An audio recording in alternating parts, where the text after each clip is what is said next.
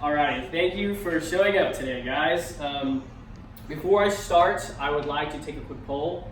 If you are comfortable, please raise your hand. But I want to ask if you know or are related to anyone who would be considered an immigrant here in the United States.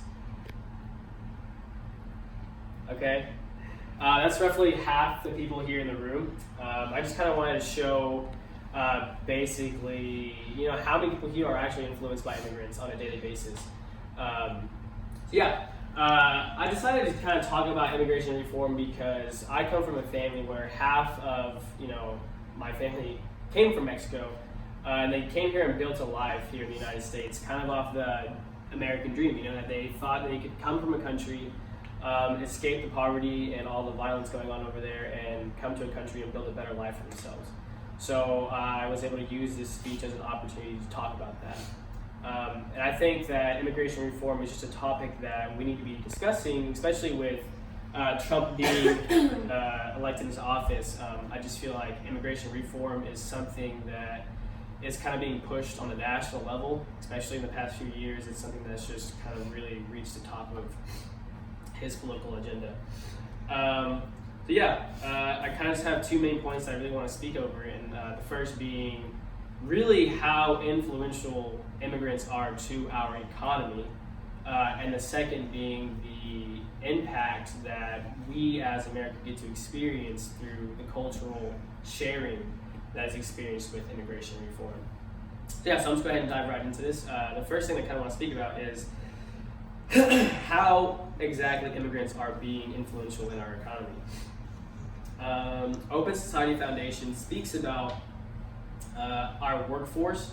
If you kind of think about it, America's workforce is growing older, throughout the generations, because as a society we are developing technology that's allowing us to, live longer.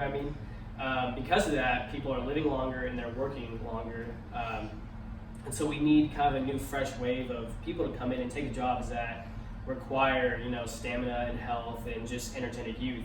And immigrants, coming over here hungry just to do these jobs and just, willing to take anything, are here, and they're willing to take those jobs that, America isn't exactly able to do anymore. So they're just being able to help with our workforce, helping to replenish the labor that is being diminished quickly. The second thing with economic growth is that immigrants give us an economic edge. They're coming from their countries and they have all these new ideas and inventions that can't really get processed over there in their countries, for their own very different reasons. But here we have the technology to help implement their ideas and help expand on those, and we're able to just really see all the great ideas that they have over here. So that's another way that immigrants are helping boost the economy through their technological advances that they're bringing from their countries. The second main point that I'd like to talk about is the cultural sharing that we get through immigration. So there was an article written by the Global Citizen in July 2018, and basically it speaks over immigrants and how exactly they are influencing our culture. If you think about many just aspects of our culture, tacos obviously come from Mexico. Google is another invention or another kind of idea that came from an immigrant. I didn't know that. Apple is also another immigration innovation.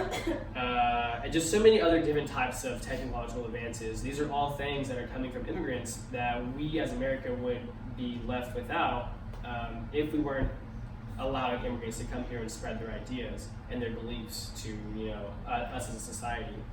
That's something that I think, as America, we wouldn't be America without these things.